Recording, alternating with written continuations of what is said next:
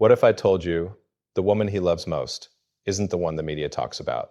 Not a red carpet headline, not a billionaire romance, not a viral relationship. No, the most important woman in the life of the man who builds rockets, electric revolutions, and impossible futures is the one who built him first, before the companies, before the criticism, before the world knew his name. There was a woman who demanded strength, who modeled resilience, who refused to think small. And if you truly want to understand how someone develops the courage to bet everything on the future, you have to look at who shaped their foundation.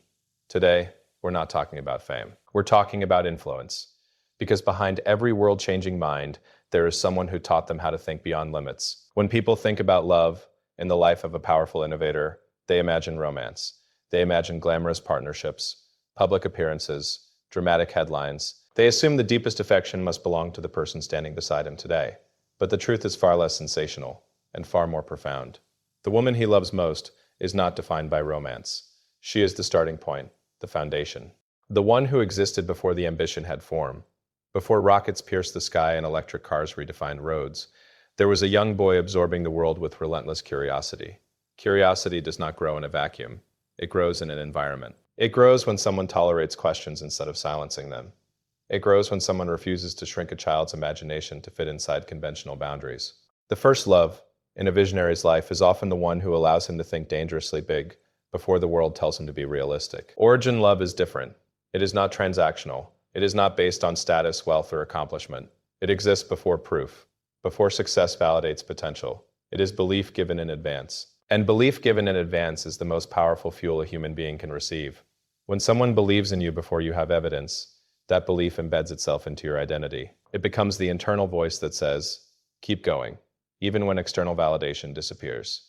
The woman he loves most saw potential before the world saw results. She did not love the empire. She loved the possibility. She loved the mind that questioned everything. She loved the stubbornness that refused to accept average answers. And sometimes that kind of love is not soft or sentimental. Sometimes it is demanding.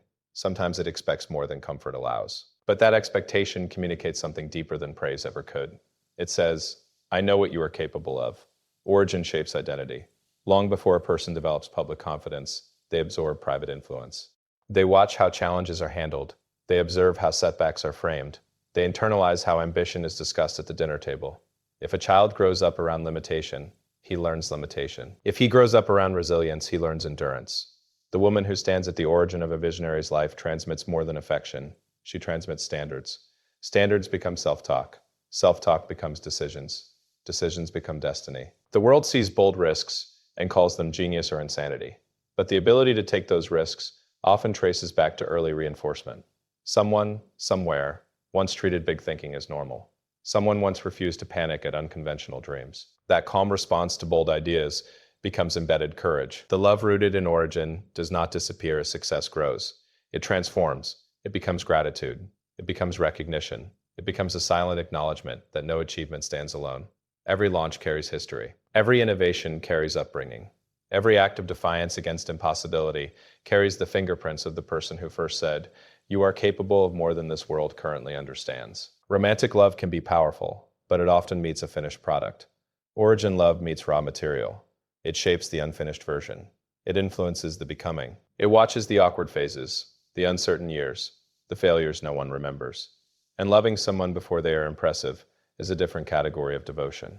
The woman he loves most is not the one who joined him at the peak.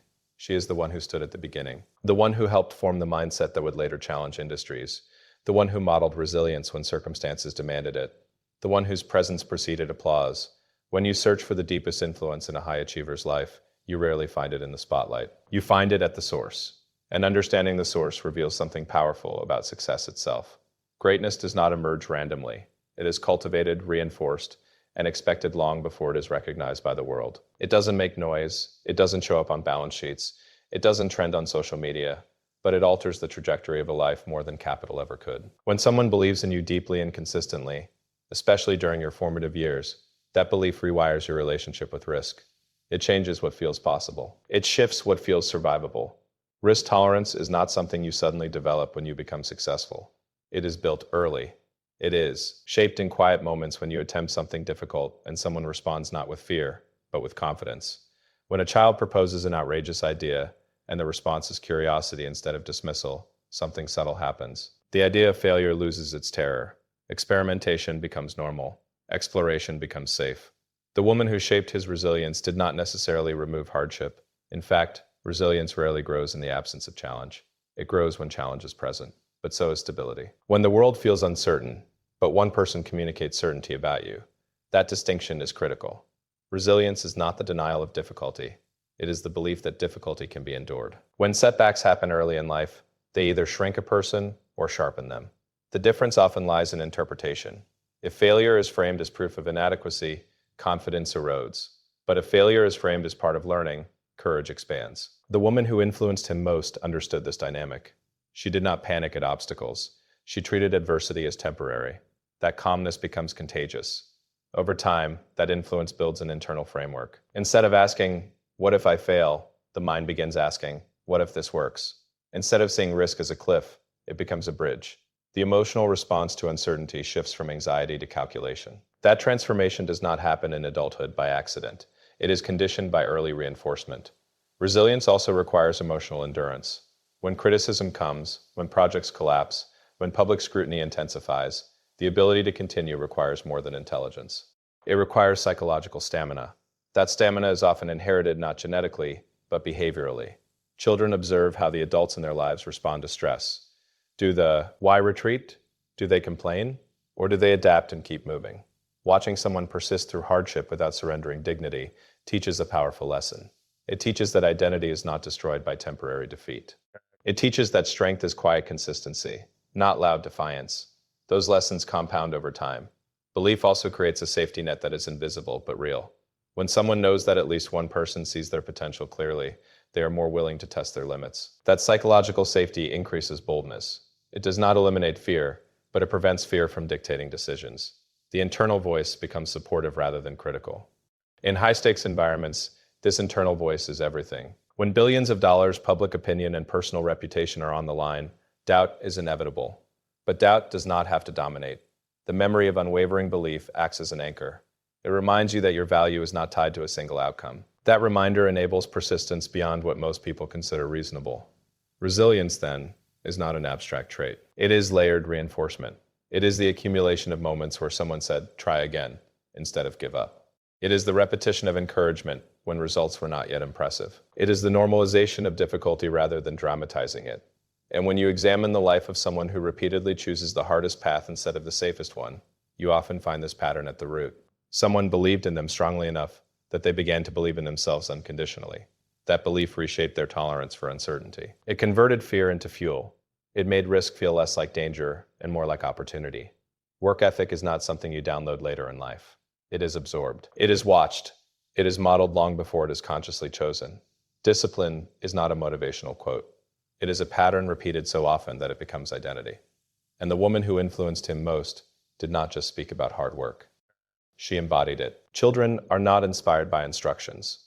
They are shaped by example. When you grow up watching someone wake up early, persist through exhaustion, handle responsibility without complaint, and maintain standards regardless of circumstances, you internalize a silent rule. Effort is non-negotiable. Not because someone forces you, but because it becomes normal. Discipline in its purest form is consistency when no one is applauding. It is doing what needs to be done whether you feel inspired or not. Watching that behavior in action leaves a deeper mark than any lecture about ambition ever could. It sets a baseline. And once a baseline is established, early anything below it feels unacceptable. The woman who shaped his discipline understood something powerful. Self-respect is built through follow-through. When you commit to something and complete it, even when it's inconvenient, you reinforce your own reliability. That reliability compounds. Over time, it turns into confidence rooted in action rather than ego. Work ethic is often romanticized as endless hustle, but at its core, it is structure. It is prioritization. It is understanding that time is a resource that cannot be refunded. Observing someone treat time with seriousness changes your perception of it. You begin to see hours not as something to spend casually, but as something to invest deliberately. That early exposure to structured effort makes intensity feel natural. Long hours do not shock you. Deep focus does not intimidate you. Complexity does not discourage you, because you have already seen what sustained effort looks like. You have watched someone move through difficulty without dramatizing it. You have witnessed persistence as routine, not as spectacle. Discipline also teaches emotional control. When responsibilities are heavy and circumstances are imperfect, emotional reactions can sabotage productivity. But when you grow up around someone who manages stress with composure and continues executing regardless of mood, you learn that feelings do not have to dictate performance. You learn that excellence is a choice made repeatedly, not a burst of inspiration. Standards matter, and standards are transmitted silently. If mediocrity is tolerated at home, mediocrity feels acceptable in life. But if excellence is expected, even in small tasks, that expectation expands. It shapes how you approach school, projects, partnerships, and eventually companies. You do not aim for average because average was never modeled as sufficient. The discipline she modeled was not glamorous. It was practical. It was daily. It was steady. That steadiness becomes internal rhythm. And when that rhythm is ingrained, productivity is not forced. It is default. High achievement requires an unusual relationship with effort. It requires the ability to outlast discomfort, to continue refining when others would settle, to push through fatigue because the mission matters more than the moment. That capacity is rarely spontaneous. It is trained early. When you witness someone hold themselves accountable without external pressure, you absorb the lesson that integrity is internal. You do not wait for supervision. You self-correct. You self-motivate. You self-impose deadlines because your standard demands it. And once that internal standard is formed, it becomes difficult to compromise. You cannot unknow what discipline feels like. You cannot comfortably drift when you have seen the power of structured action. The woman who influenced his work. Isaac did more than encourage ambition. She demonstrated endurance. She showed that success is not built in bursts of excitement, but in sustained commitment over time. That message becomes embedded. It becomes automatic. It becomes the engine behind relentless execution, long after the original example is no longer visible, but still deeply present. Expectations are invisible architecture. You don't see them, but you live inside them.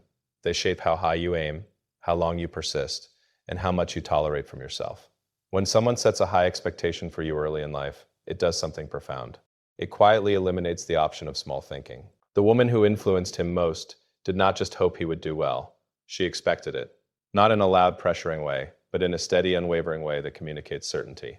There is a difference between encouragement and expectation. Encouragement says, you can try. Expectation says, this is who you are. And when someone defines you by your potential, rather than your current limitations, you begin to align with that identity. Children rise or shrink to meet the expectations placed upon them. If they are treated as fragile, they internalize fragility. If they are treated as capable, they internalize capability. High standards, when paired with belief, create expansion. They stretch your perception of what is normal. Excellence becomes less of a goal and more of a requirement, not because of fear of punishment, but because anything less feels inconsistent with who you believe yourself to be. That belief is powerful. It transforms effort into obligation. It turns preparation into responsibility. The internal standard for excellence is not born in boardrooms. It is cultivated in everyday moments. It is reinforced when average performance is questioned gently but firmly. It is strengthened when short TS are discouraged and thoroughness is praised. Over time, you begin to self-evaluate through that same lens. When someone consistently holds you to a higher level than your peers, it can feel uncomfortable. It can feel demanding. But discomfort is where growth occurs. Being expected to think deeper, work harder, and aim higher trains your mind to reject complacency. You become allergic to mediocrity. Expectations also shape risk perception. When greatness is treated as achievable rather than extraordinary bold goals, feel rational instead of unrealistic. You stop asking whether something has been done before and start asking whether it should be done. That shift in mindset is the birthplace of innovation. The woman who set that internal bar did not accept excuses easily. She understood that potential unused is potential wasted. By refusing to normalize underperformance, she communicated something subtle but transformative. Your limits are further than you think. High expectations build mental toughness. They teach you to sit with complexity instead of avoiding it. They teach you that first drafts are rarely final drafts. That iteration is not failure, but progress. Over time, those expectations become self-imposed. You no longer need external reminders. You critique your own work before anyone else does. You demand precision. You push beyond good enough, because good enough was never the standard you absorbed. This internalized excellence changes how you move through the world. It affects partnerships, projects, and priorities. It influences the scale at which you operate. You do not design small solutions because your internal compass points toward impact. You do not pursue convenience because your foundation was built on challenge. The most powerful standards are the ones that become invisible because they are fully integrated. They guide decisions automatically. They raise the floor of performance permanently. And when you analyze the life of someone who repeatedly chooses ambitious paths, who refuses to settle for incremental improvements when exponential change is possible, you often find this common thread. Someone early on expected more, expected depth, expected resilience, expected greatness, not as fantasy, but as responsibility. Those expectations did not restrict him. They expanded him. They created an internal benchmark so high that external competition became secondary. The real contest was always with the standard embedded within him, a standard formed long before the world was watching. Some love feels like pressure. Some love feels like being pushed beyond comfort, beyond excuses, beyond the version of yourself that wants to quit. The woman who shaped him most did not always offer soft reassurance. Her love was strengthening. It was the kind that builds muscle, not dependency. Strengthening love does not remove obstacles. It prepares you to face them. It does not rush in to solve every problem. It steps back just enough for you to struggle productively. That space between support and independence is where growth happens. When someone believes you are strong enough to endure difficulty, they resist the urge to overprotect you. And in doing so, they communicate trust. Trust is empowering. When you are treated as capable of handling hard things, you begin to see yourself that way. You stop viewing challenges as unfair. You start viewing them as expected. This mindset creates durability. It creates a person who does not collapse under pressure but adapts to it. Strengthening love is often misunderstood. It may not always feel comforting in the moment. It may come in the form of high standards, firm guidance, or tough conversations. But beneath that firmness is deep investment. It is the refusal to let you become less than you could be. It is the insistence that you rise. Comfort can be dangerous if it becomes permanent. When love only soothes and never stretches, potential remains dormant. But when love challenges you, when it pushes you to confront weaknesses and refine strengths, it activates growth. You begin to associate effort with care. You understand that being held accountable is a form of respect. The woman who loved him in this way did not allow fragility to define him. She did not treat setbacks as tragedies. She treated them as lessons. That framing matters. It teaches emotional regulation. It teaches that resilience is not optional but necessary. Strengthening love also models independence. When you watch someone navigate life with courage and self-reliance, you internalize that blueprint. You learn to stand on your own ideas. You learn that external approval is optional when internal conviction is strong. There is a difference between being rescued and being reinforced. Rescue creates reliance. Reinforcement creates power. The love he received was reinforcement. It amplified it. It did not lower expectations during difficulty. It reminded him that difficulty is part of the journey.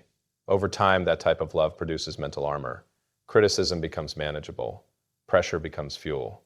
Isolation becomes tolerable. You do not crumble when misunderstood because you were trained to withstand discomfort. You were not raised to seek ease. You were raised to seek progress. Strengthening love builds identity around capability rather than vulnerability. It teaches that pain is temporary, but growth is permanent. It frames obstacles as invitations to evolve. That mindset changes how you respond to the woe. Rolled. Instead of retreating, you advance. Instead of doubting, you calculate. Instead of surrendering, you adapt. And when success eventually arrives, you understand something deeper. The foundation beneath it was not built on softness alone. It was built on challenge, on accountability, on resilience forged through expectation and belief. The woman who loved him most did not simply comfort him into who he became. She strengthened him into it. She created an environment where endurance was normal and growth was mandatory. That kind of love does not just support greatness. It prepares someone to survive the weight of it.